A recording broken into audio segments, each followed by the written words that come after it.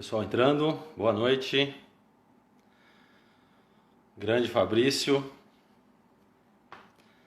Fabrício já chegou, já vou convidá-lo. Já vou aceitar o convite dele aqui.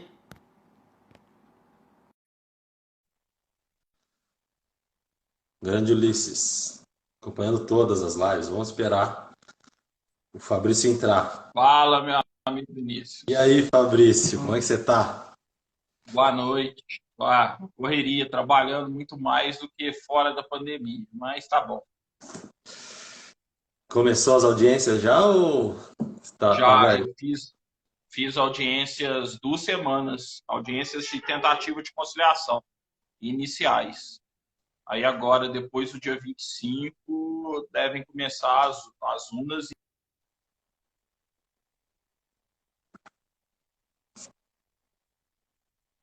tudo preto. Acho que Pois a minha, voltou. a minha, minha imagem? Mas o problema é as outras coisas, né? Que aí tem o Congresso aí, é, sábado, eu estou ajudando E- também a organizar um grupo aqui da nossa EJUD na outra semana, e alguns artigos atrasados aí que eu me comprometi, o pessoal resolveu fazer tanta obra coletiva nessa quarentena, e aí eu estou Aham. devendo 3 artigos, então a situação está meio feia aqui. Esse é o ônus do sucesso. Não, Bom, não é fácil Fabrício, nunca. o pessoal acho que já tem um número razoável aqui de, de pessoas nos acompanhando. Eu vou te fazer uma apresentação rápida. O Fabrício, ele é juiz do trabalho na terceira região, professor de Direito do Trabalho e Processo de Trabalho, autor de algumas obras já, né? Em especial essas duas aqui. Tem as duas aí, que legal. Opa! Tem as duas. Um dos primeiros a pedir o manual do compliance. E é um amigo que eu tenho que eu já tive, com quem eu já tive a honra de trabalhar, né? Tanto como juiz lá em Varginha, quando eu tive a oportunidade de conhecê-lo, e especialmente como professor, quando nós fizemos parte do mesmo grupo de professores num curso preparatório para o concurso nacional da magistratura. Ele coordenava esse time bom, teve muitos frutos positivos. Aí tem algumas dezenas de colegas que passaram por essa turma de curso. E hoje a gente vai falar sobre alguns temas muito palpitantes, muito polêmicos, e é por isso que eu convidei o Fabrício, né? Que, enfim, agora é um dos nomes mais conhecidos aí na área trabalhista nos últimos tempos, graças a seu trabalho incansável, eu sempre falo isso para ele.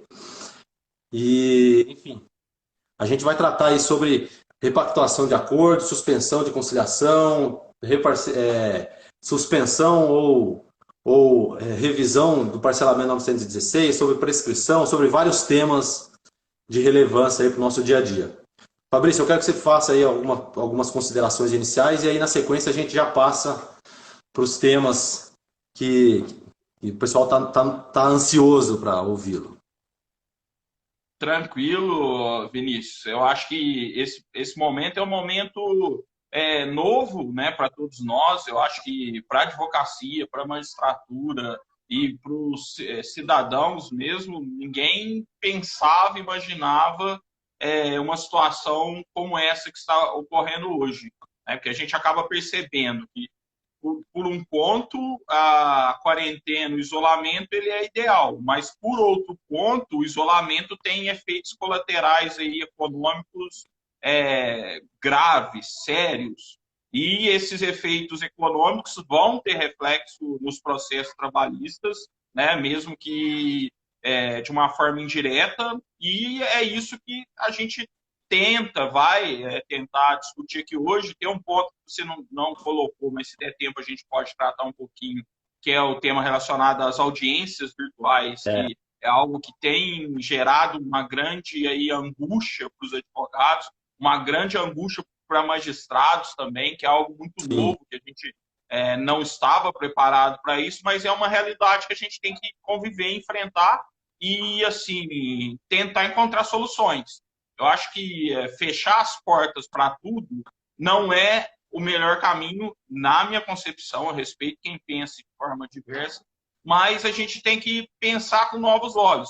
Eu tenho uma certa crítica para quem fala a gente é o direito do trabalho emergencial. Eu acho que eu não desqualifico o direito do trabalho como a gente tem legislações emergenciais, o direito do trabalho é o direito do trabalho desde a sua origem até hoje. A gente tem uma situação excepcional que demandou medidas excepcionais. Mas, assim, a gente falar que esse paradigma será um paradigma para o futuro, eu acho isso completamente equivocado. E aí a gente vem com as questões processuais, que também são questões que relativamente complexas, né? A gente não tem uma solução pronta que vai falar, oh, isso vai dar certo, pode peticionar que não vai ter problema, que o juiz vai acolher, porque não é, vai depender muito de ponderação, razoabilidade, proporcionalidade, e a gente conta muito com o bom senso. E os advogados, nesse ponto, eu tenho percebido, estão sendo solidários, né? Sim, Seja com seus clientes, conversando, compondo, resolvendo problemas que foram criados, né, nesse período. Isso é muito legal. Eu acho que todos estão abertos ao diálogo, pelo menos com quem eu tive contato, foi possível, a gente resolveu problemas sérios que não conseguiria resolver se fosse em outro tempo. Não aceito, ponto. Não, é melhor aceitar, por exemplo, postergar um acordo, postergar porque não receber, depois vai executar e não vai ter patrimônio mais. Então, o bom senso de todos eu acho que é o mais importante. E eu tenho tendo uma grata surpresa com relação a essas questões. Aí a gente vai abordar aqui. E aí eu também, se der tempo, a gente fala um pouquinho das audiências, que eu também tenho visto essa boa vontade. Eu percebo que tem um certo medo, um certo receio inicial, mas depois que quem já fez uma, duas, três, já estão começando a gostar e falando, sim, nossa, tomara que seja assim para sempre. Já teve advogado que disse isso, né? Então, não dá para a gente, né? Eu acho que é uma realidade que isso, principalmente audiências, é uma realidade que pode não terminou a pandemia, já virar telepresencial, pelo menos tentativa de conciliação, mas é algo a se pensar para o futuro, porque implica em economia para os cofres públicos, economia para as partes, para os advogados, economia para todos. Então, talvez seja algo adequado, não sei, né? É a percepção que eu tive depois de 2 semanas fazendo audiência. Não sei depois das instruções o que eu pensarei, mas eu estou preparado, pelo menos tentando encontrar, já imaginar soluções para problemas que a gente já vai antecipando para tentar, na medida possível, fazer justiça. Eu sempre falo isso, a minha preocupação nunca é resolver processo, porque resolver processo é número. Para mim é um processo, mas para o trabalhador, para a empresa, o processo é aquele processo, né? Pode representar a vida da pessoa. Então a gente sim. tem que ter esse cuidado, tem que ter esse feeling aí. E aí por isso eu tenho ressalva, mas eu não tenho medo. Medo eu não tenho, porque eu não vou decidir se eu não tiver convencido, se eu entender que o meio ambiente não foi adequado. E aí eu espero, aí não tem muito o que fazer. Mas aí vai de cada um. Eu tenho enfrentado sérias críticas com relação a isso. Eu nem ando discutindo mais. Eu falei, ó, deixa eu comigo aqui. Eu estou escrevendo um artigo, tem um colega, o Fábio Pacheco, não sei se você conhece. A gente escreveu um artigo sobre princípios, inclusive do processo judicial eletrônico, que vai ser Sim, publicado numa obra coletiva daquele evento que teve do Ágora. sim. Então, sim, mas tentando encontrar soluções, né? Não pensando pelo lado ruim, pensando pelo lado positivo. Mas deixa eu passar a palavra, senão a gente só fica na introdução e não entra no tema.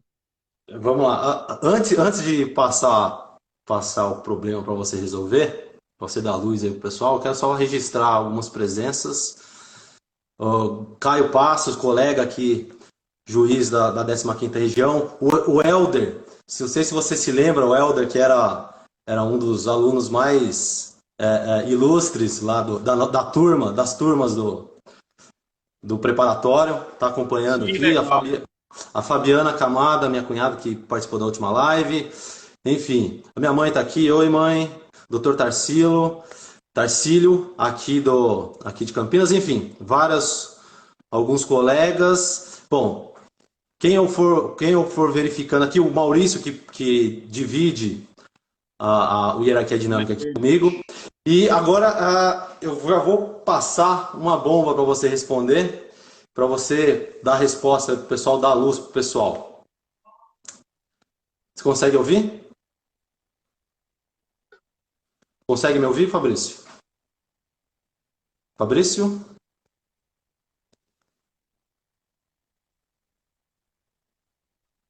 Tá me ouvindo? Vamos lá. Tá me ouvindo, Fabrício? Cortou a sua fala final aí para mim. Vamos lá. Eu vou passar então um problema para você resolver. Tá? Eu vou dar um exemplo prático Beleza. aqui e você resolve. Um trabalhador que, enfim, foi dispensado em 2019, tá?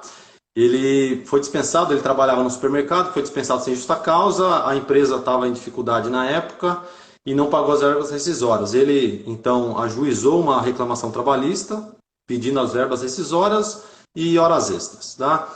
E na audiência ocorrida no final de 2019, ele aceitou um acordo que praticamente era o parcelamento das verbas rescisórias, multa do 477, ele parcelou, e o fundo de garantia, parcelou em torno de 15, 20 vezes as verbas rescisórias do FGTS, tá? Isso em 2019. Na época a empresa estava em dificuldade e ele, apesar de ter sido dispensado, já estava novamente com um novo emprego e estava trabalhando. Acontece que recentemente esse trabalhador foi dispensado, tá? Do novo emprego, ficou desempregado, teve um problema na família, a esposa dele adquiriu Covid, veio a falecer e também ajudava no sustento da família, enfim, ele está sem sustento e a empresa, em contrapartida, agora com o Covid, ela ficou ótima financeiramente falando, né? Ela, enfim, melhorou o seu faturamento, lucratividade, enfim, mudou o cenário para a empresa positivamente e mudou o cenário negativamente para o trabalhador que havia aceito o parcelamento. O empregado pode pedir enfim, a modificação desse acordo ajustado, ele pode pedir que em vez de receber em 20 parcelas, ele poderia requerer que seja alterado, que o juiz altere esse parcelamento, passe a pagar em 5 vezes, porque agora, em razão da força maior, ele está passando por necessidade, enquanto que a empresa está numa situação extremamente positiva. Seria possível? Você entende que seria possível essa repactuação pelo juiz? Gostei da pergunta, né? Você já me deu um checkmate aí para as teorias que surgiram para redução, para postergar acordos. Eu confesso que juridicamente, né, para quem entende que é possível postergar, também seria possível reduzir, né? Se a gente for entrar aí com base na teoria de previsão, né? Que a situação fática que deu origem ao acordo, se a gente for usar essa teoria mesmo, né? A gente poderia entender, mas o juiz poderia obrigar, aí o juiz pode, para reduzir, ele tem feito, né? Aí agora, para ir para reduzir, para ampliar o prazo de pagamento, agora, para reduzir o prazo de pagamento, é algo a se pensar. E eu achei bem legal. Essa aí dá para fazer uma prova de concurso, né? Uma questão de concurso. É situação eu difícil. O que eu tenho feito, né? E já fazia isso antes, quando, por exemplo, atrasou lá uma semana, vem a multa. O que eu fazia? Inclui em pauta. Pauta para tentativa de conciliação. Nova tentativa de conciliação. Por quê? Porque as partes, nada melhor do que as partes, os destinatários da tutela, que eles resolvam o problema entre si. E eles, sim, querendo ou não, os advogados e as próprias partes têm um senso de justiça, não justiça em termos de aplicação da lei, mas em termos de ética, né, de moral, de boa-fé. E nunca nenhum acordo deixou de ser comigo, de ser repactuado. nessas Sim, condições. Que lá tá, senão ia ter uma multa de 100% porque atrasou 2 dias, né? E sei. aí o pessoal entende e fala, não, não vamos tirar a multa, vamos reduzir a multa. Mas eu nunca precisei decidir falando, ó, eu vou aplicar lá, eu sei que tem decisões do TST aplicando o 413 lá do Código Civil, quando o atraso é pequeno, reduz. Eu nunca precisei. Sempre as próprias partes se compuseram para resolver esse problema. O que eu fiz, né, eu recebi petições agora, diante dessa situação, não para nessa inversa, né, para aumentar, diminuir o valor, diminuir as prestações, Sim, mas eu recebi o que eu fiz. Como não era possível ainda audiências, concedi vista à parte contrária, em grande parte dos casos fizeram uma novação, sim, em 2 casos não fizeram a inovação, mas não havia nenhuma comprovação de nada, porque eu fiquei sabendo de notícia de decisão que recebeu a petição e tá beleza, aceito, a sim, situação é excepcional, postergo. Falei, peraí, como? Né? Eu não agiria dessa forma. Aí eu intimei a comprovar a situação e depois de comprovado, o que eu faria? Audiência virtual nesse momento. Para tentar uma composição, porque aí eu, inclusive, já alguns processos que eu incluí em pauta, como já tinha o processo virtual, 2 processos, nos 2 processos foram celebrados acordos, adiaram, reduziram para 50% o valor da parcela agora e jogaram para o final tranquilo. Nada melhor que a parte para saber a condição da empresa, né? Porque se é uma empresa que vende, dizem, álcool em gel, né? E o cara está desempregado, aí agora o oposto, cara, é algo. Confesso que eu não. Eu, é, é porque a gente tem dificilmente, que eu já não pensar. quero decidir nem para ampliar. Eu deixei o É, problema para as próprias partes, para não mexer nesse vespeiro. Agora, para reduzir o pagamento, aumentar o valor da parcela, se quem aplicar aí a teoria da imprevisão, né, teoricamente teria uma vantagem proporcional para a empresa e para o cliente, para o trabalhador, não sim, seria, poderia ser possível. O problema é que a gente tem entraves também processuais, né, que é aquela questão, que o acordo tem força de coisa julgada, né, então, teoricamente, pela súmula 100 lá do TST, a ação rescisória, até teve um colega no Congresso do Ágora que defendeu que, na verdade, seria uma ação de revisional no âmbito do juízo de primeira instância mesmo, e sim, aí para aplicar o 393 lá do Código Civil, e o juiz analisaria. Eu sim, não sei, eu sempre sou muito, eu tento simplificar, né? Eu fui e sou, né,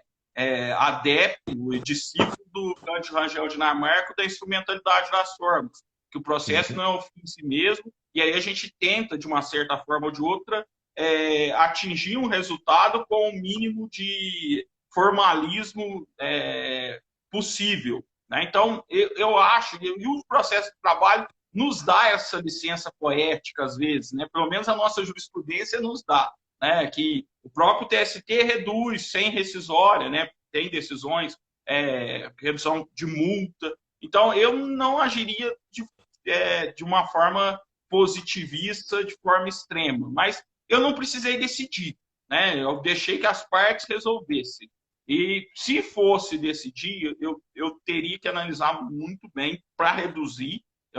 Eu acho que é algo complexo, né? Que qualquer decisão não vai agradar uma das partes. Porque muitos dizem a questão, mas foi uma situação que não foi previamente para. Tá, mas não foi para a empresa e para o trabalhador.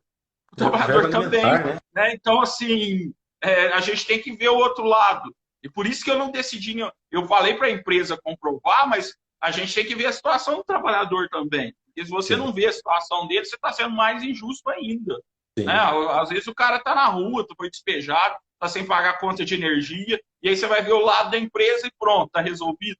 Por isso exato. que eu acho a melhor forma, a melhor solução é as próprias partes que vão chegar ao consenso. E é o que tem acontecido. Eu falei, bom senso acima de tudo. O pessoal não tem essa capacidade, né? Ninguém é totalmente frio, calculista. A gente tem coração, a gente tem empatia, né? Como seres humanos, a gente tenta nos preservar, né? Pode parecer que não, mas nesses momentos a gente se une, sim.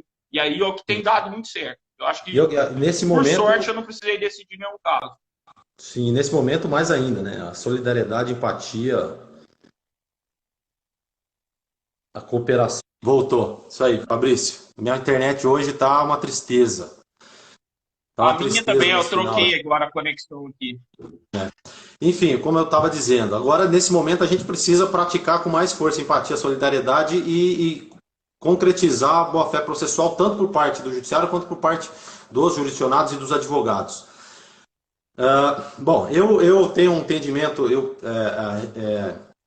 eu não vejo com bons olhos, né, essa imposição pelo juiz da revisão do acordo. Eu entendo que nesse caso não se aplicaria a teoria da imprevisão, porque não há uma desproporção em relação àquilo que foi pactuado, tem coisa julgada, tem verba de natureza alimentar, então eu entendo que somente seria necessário por meio de ação rescisória, nos termos do que entende o TST, ou uma novação, né? Uma repactuação, que é o que tem sido feito normalmente. Nos casos que eu enfrentei, as partes, em boa parte das audiências, elas chegaram à repactuação.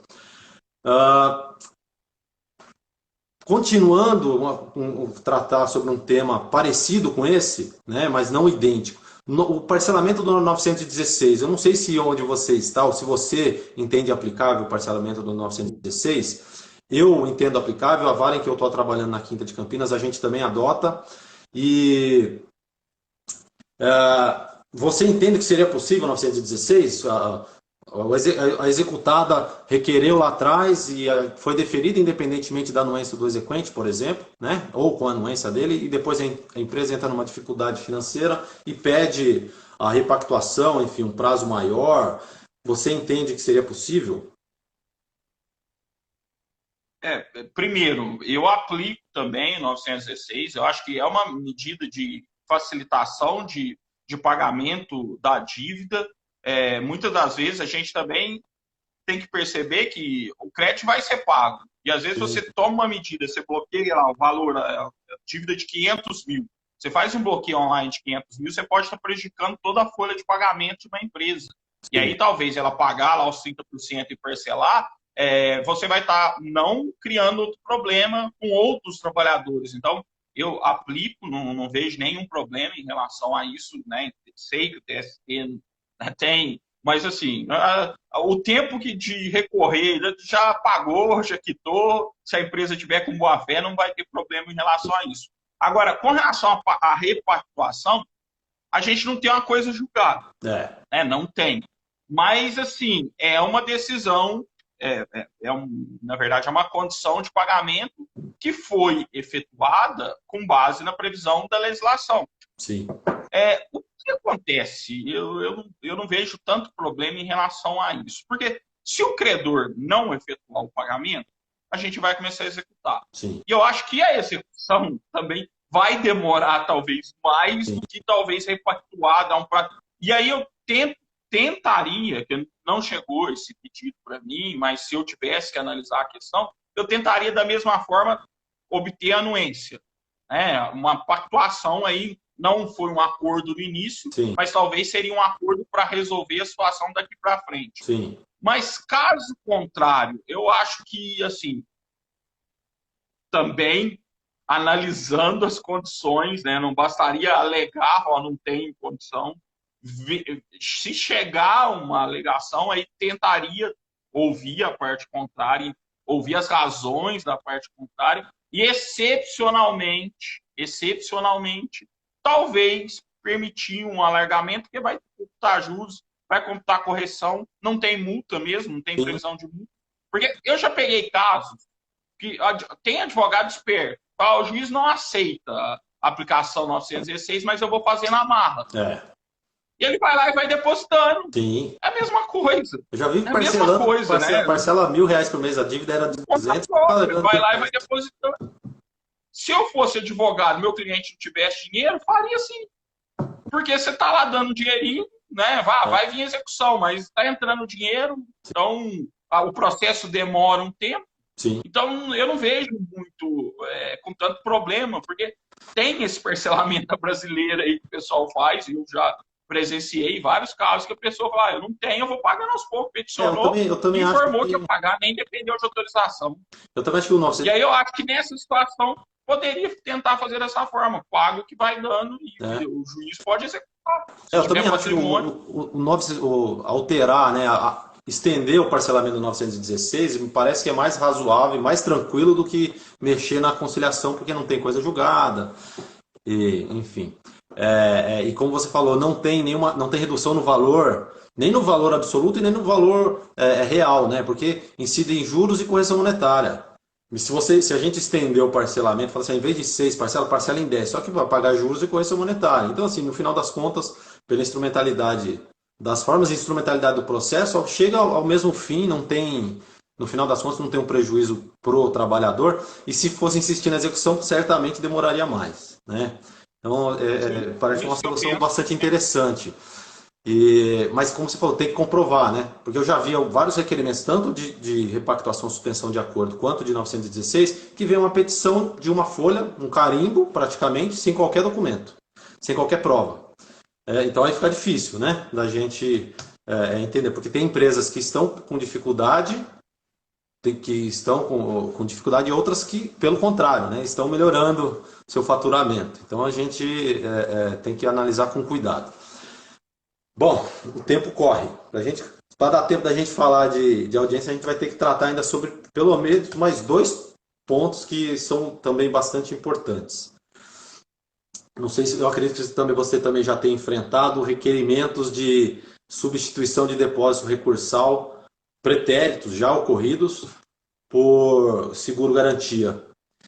Você, assim, eu confesso que num primeiro momento eu tomei uma posição, né? E nas últimas semanas eu tenho refletido sobre o tema, tenho estudado, tenho debatido e eu mudei meu posicionamento. Inclusive hoje nós discutimos isso lá na Quinta Vara. Eu mudei meu posicionamento e eu gostaria de saber qual que é a sua opinião sobre o tema, até para contribuir Eu não com sei a minha se construção.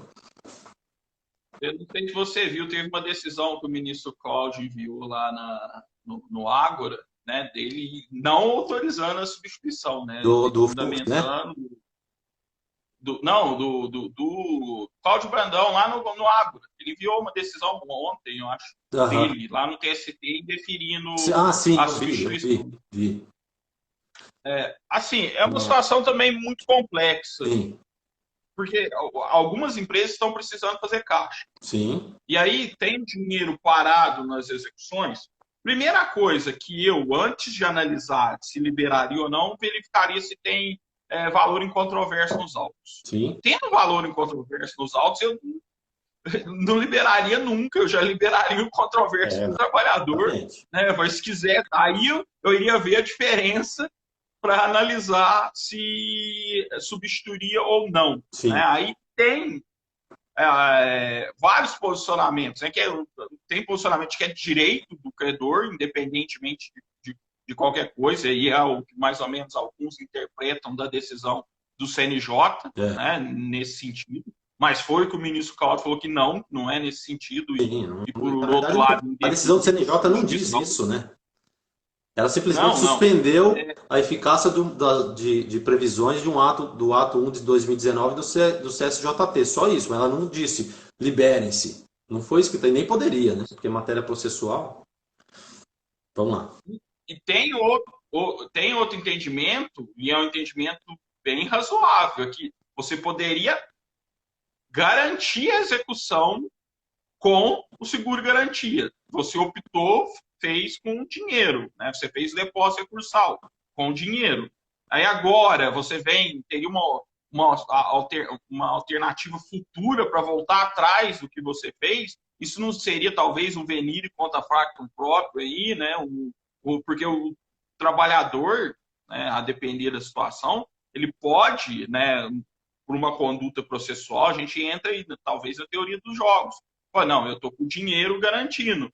Talvez se fosse o seguro garantia, ele teria uma outra postura, né? Talvez tentariam um acordo, porque talvez poderia demorar mais para receber o seu crédito do que o próprio depósito recursal.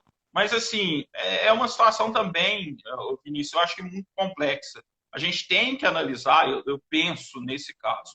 Primeiro, analisar se tem controvérsia. Segundo, analisar as condições da empresa e analisar se existe possibilidade de comprovar essa situação, que existe uma dificuldade.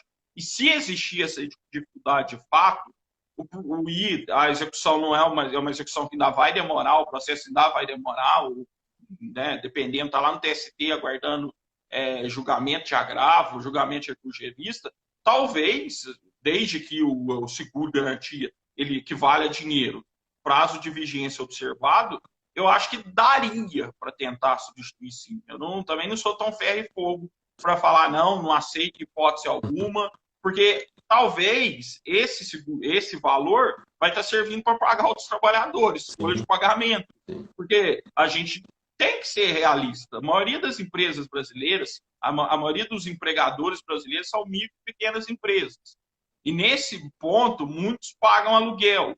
E durante um bom tempo não estão trabalhando, né? Então, e várias empresas fechando. É triste, né? A gente sabe que no futuro a gente vai ter muito trabalho, e lamentavelmente a gente vai ter muito trabalho, porque as empresas estão fechando, estão quebrando, não estão conseguindo pagar aluguéis. Então, e aí o empregado também vão sofrer com isso. Então, a gente tem que analisar, a preservação da empresa nesse aspecto, que não teria um prejuízo tão grande para o trabalhador, porque teria uma garantia, eu acho que a gente tendo bom senso dá para acolher, dependendo, em minha opinião, Sim. Dependendo da situação, mas eu não tive nenhum pedido de substituição ainda não.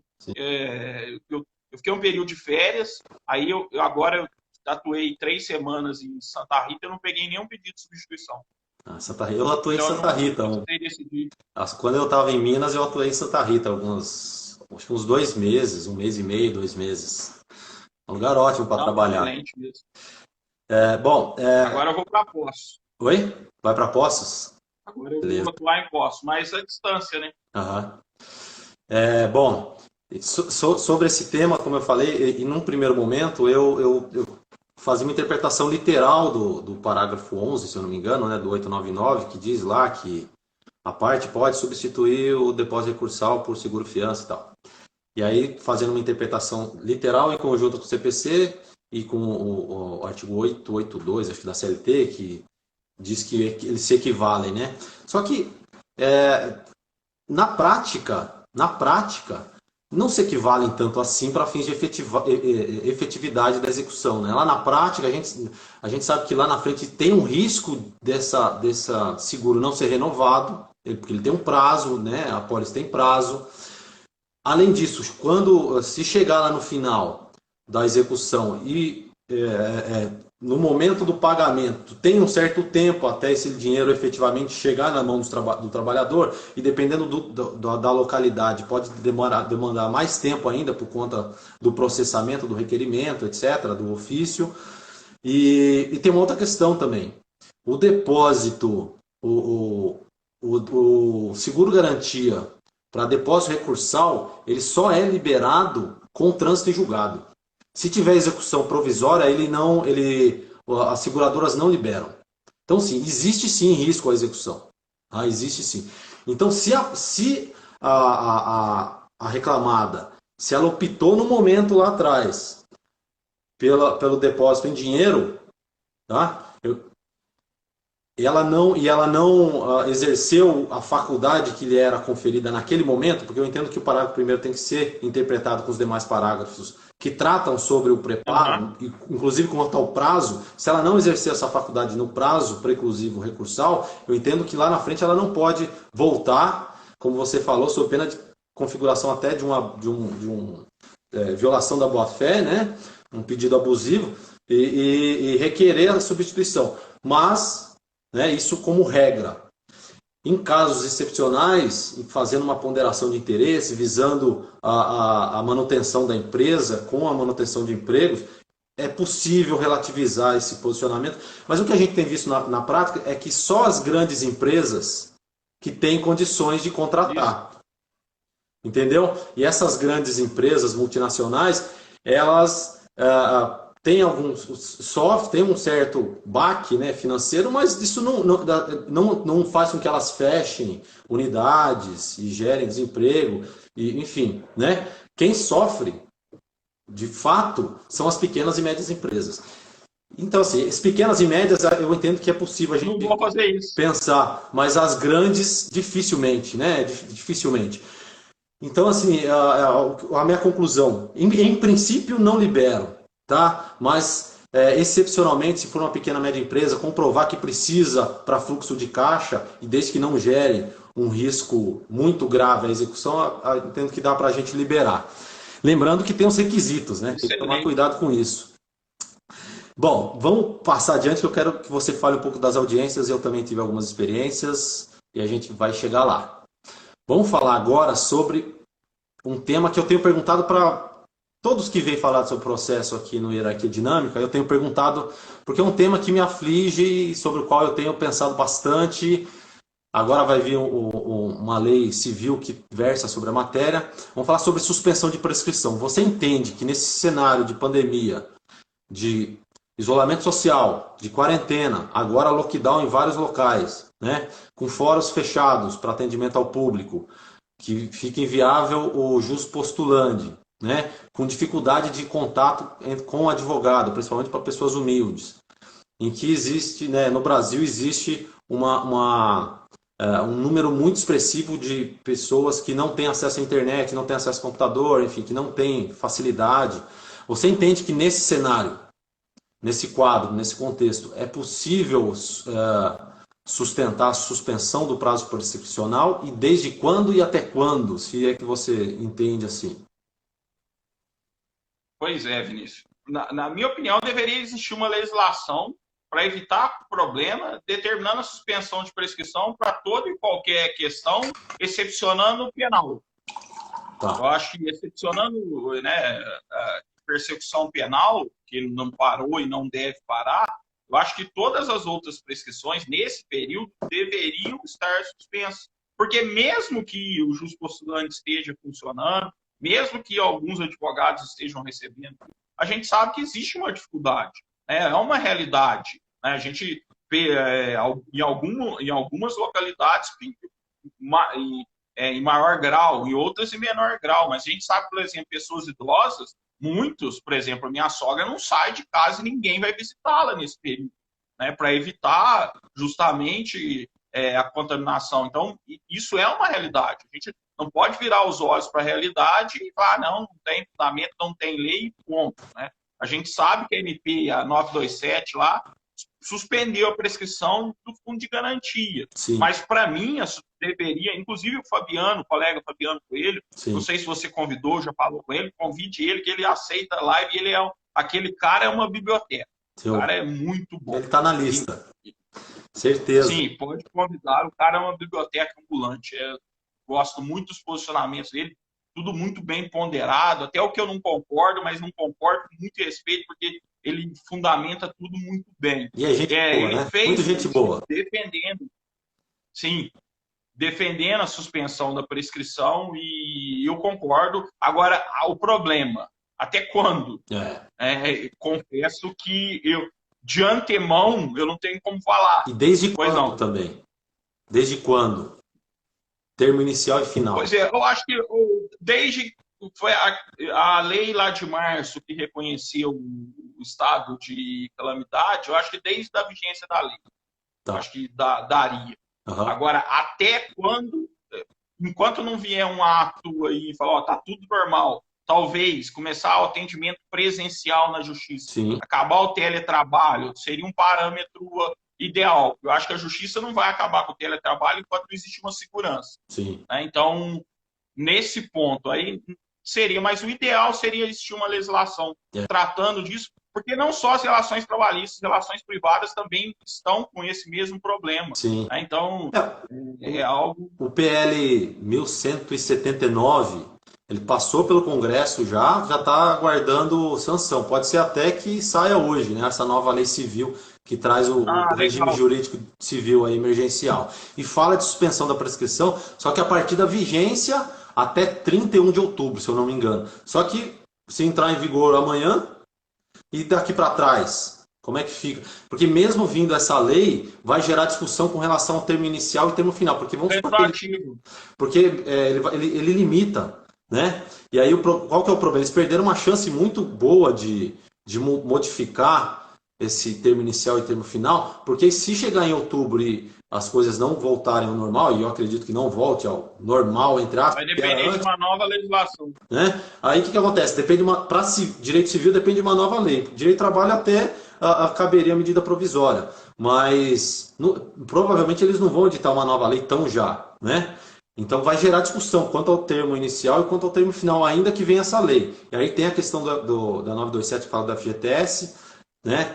Tem todas essas dificuldades que a gente mencionou aqui. Eu tenho sustentado a suspensão da prescrição e inclusive, por influência do Antônio Humberto, quando ele veio aqui, e ele sustentou também a suspensão da prescrição, e ele trouxe um termo inicial interessante, que seria a data da suspensão do trabalho presencial, né, dos prazos do trabalho presencial, o Na ato justiça, do CNJ, 19 de março ali. Está bem próximo da lei, um pouquinho depois. da lei. E aí o termo final, né? Aí você pode sustentar até 31 de dezembro, ao final, o término do estado de calamidade, ou se ele se estender, ou o retorno das atividades presenciais no seu trabalho.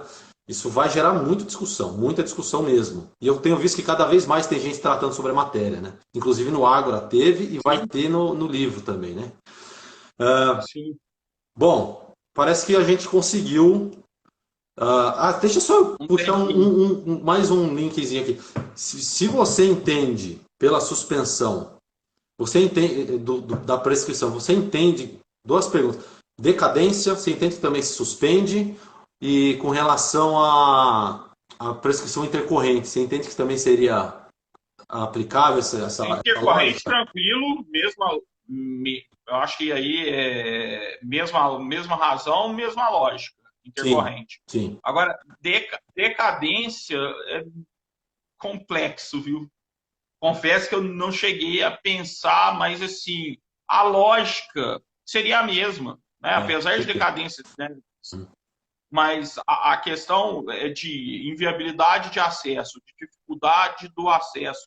Eu acho que a lógica deveria ser a mesma. Sim. Né? Então, Na sou decadência, a tendente, decadência, confesso que eu ainda não havia pensado, mas sou tendente a aplicar a mesma lógica.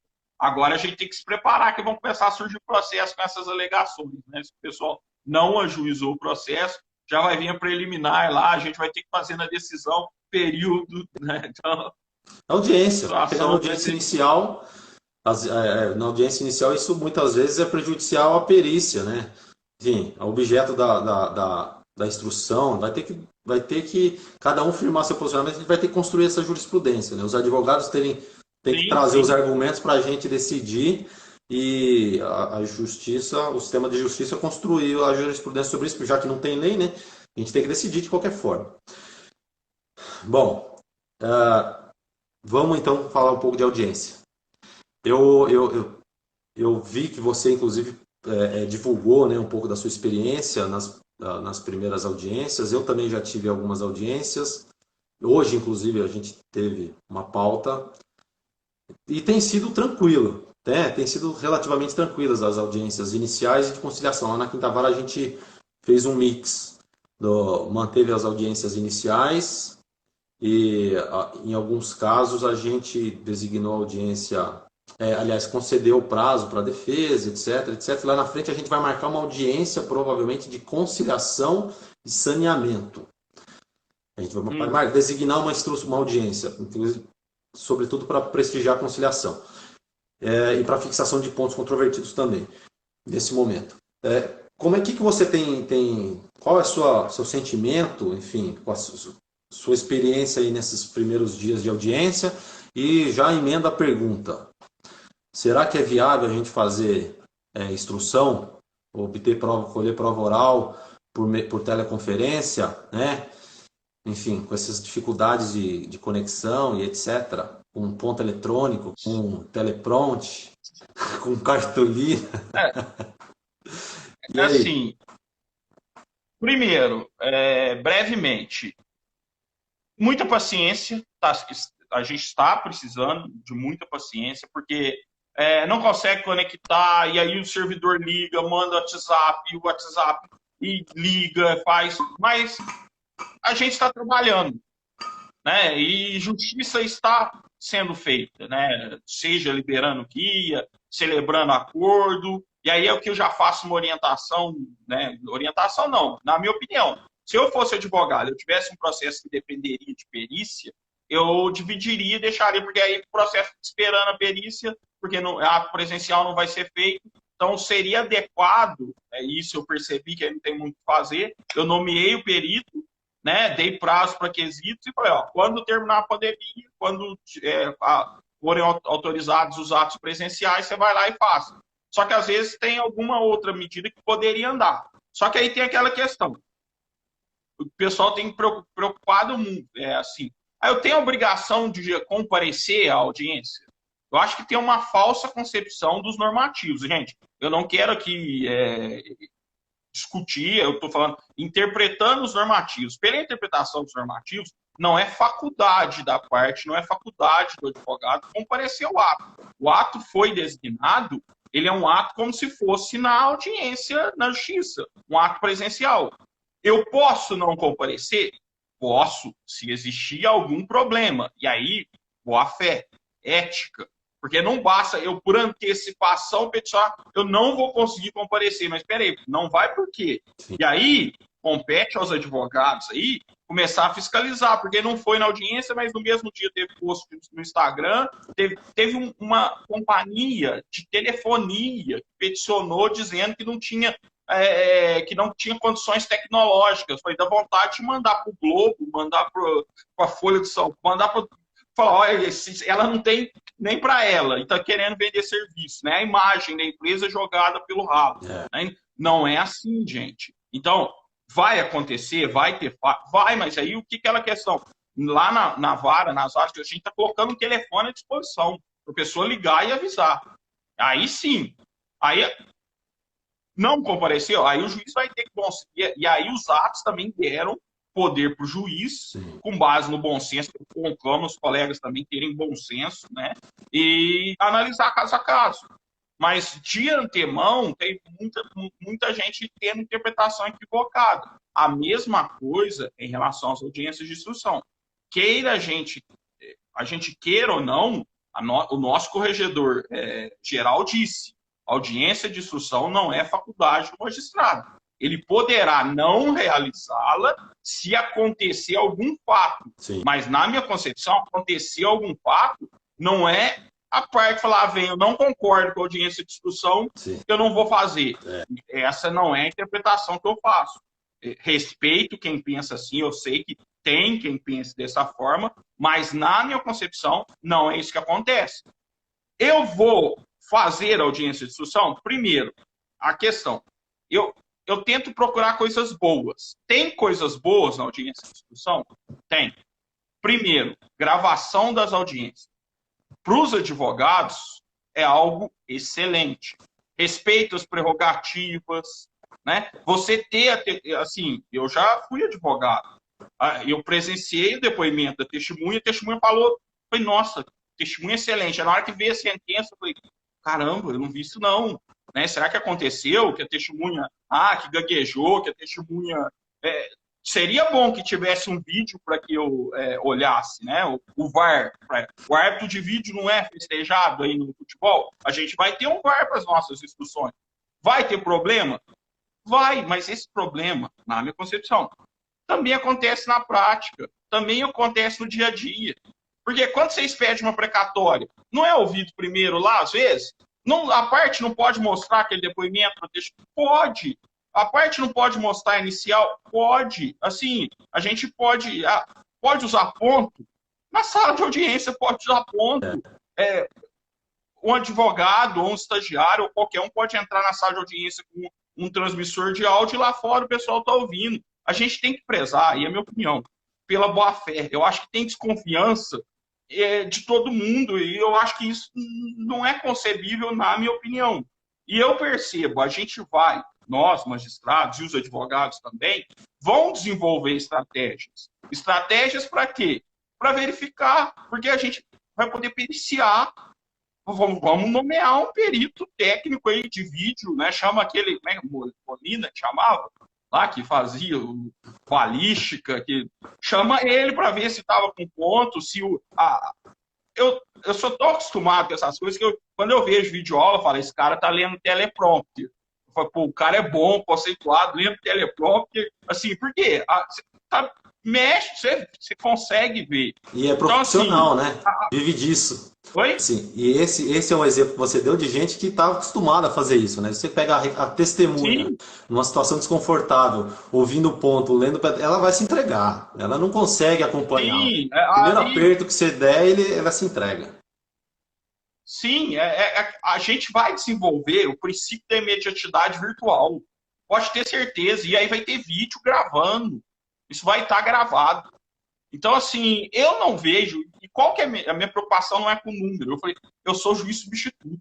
Então, eu não tenho vara minha. Eu sou volante. Se eu não fizer nenhuma audiência, eu vou receber meu salário do mesmo jeito. Eu estou preocupado com o cidadão que espera justiça.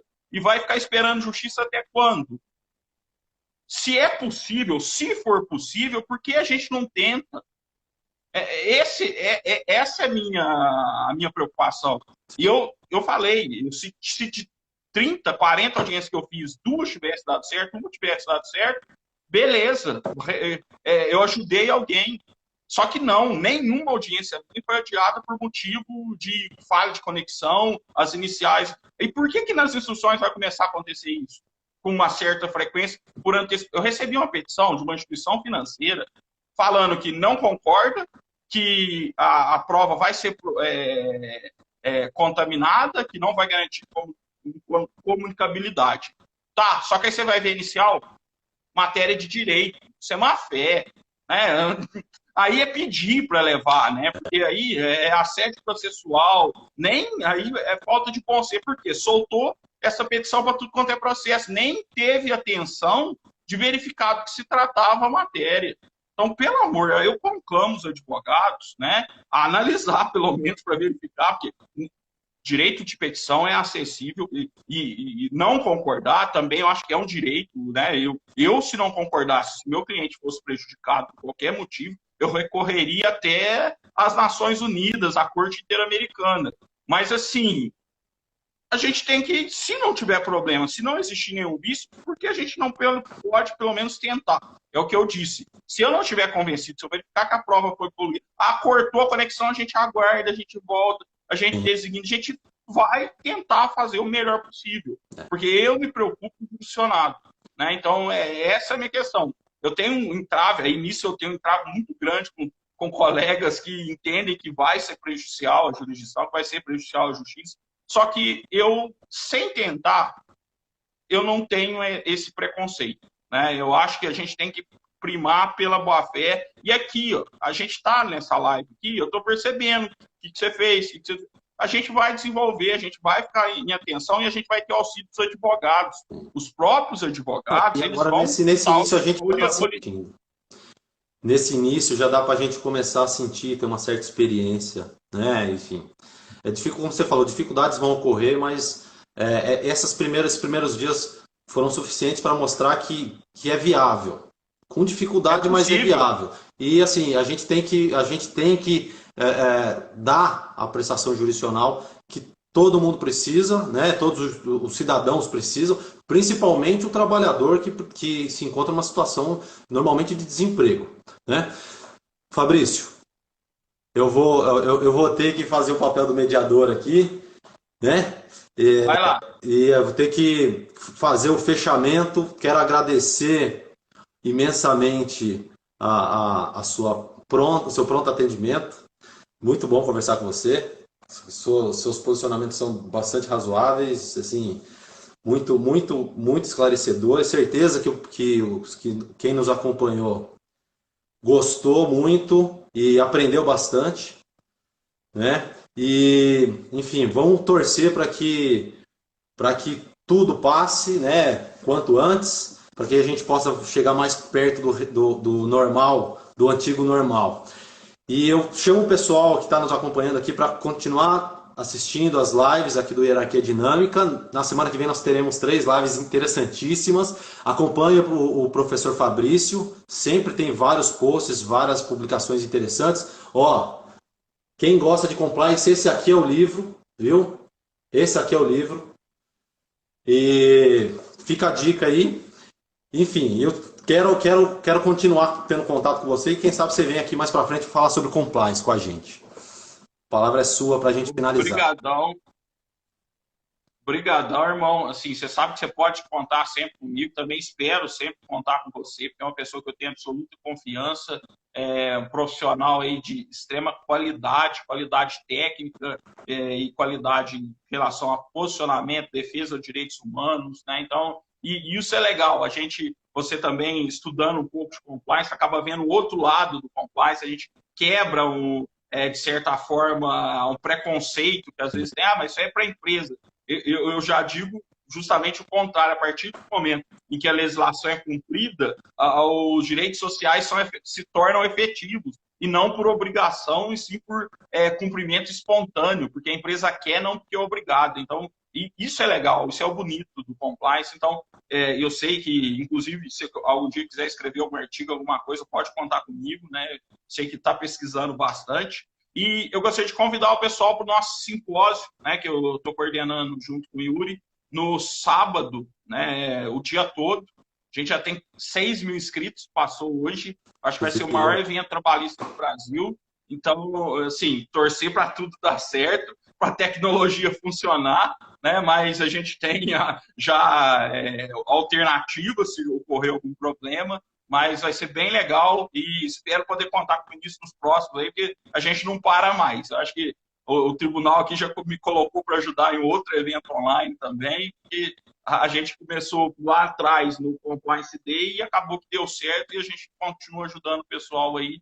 E isso é importante, acho que a difusão do conhecimento, e às vezes até sem nenhum interesse econômico, mas com interesse de expandir a cultura e de ajudar. A intenção é ajudar, quebrar a angústia, isso é importante. Eu parabenizo Hierarquia Dinâmica aí, para quem não segue, né? Se tiver algum seguidor meu, tem alguns alunos aí, para seguir aí o professor Vinícius e o Hierarquia Dinâmica, que estão lives aí boas quase todos os dias.